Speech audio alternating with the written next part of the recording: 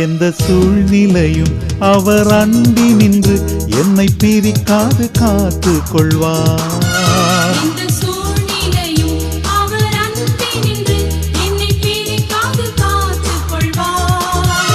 என்னை நம்பியவர் தந்த பொறுப்பதனை அவர் வரும் வரை காத்து கொள்வேன்.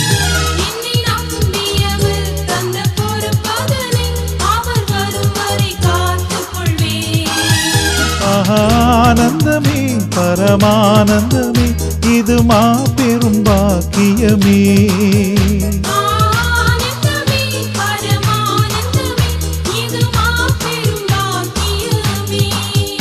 இந்த பாதலத்தின் சொந்தக்காரர் அவர் எந்த உள்ளத்தில் சொந்தமானார்.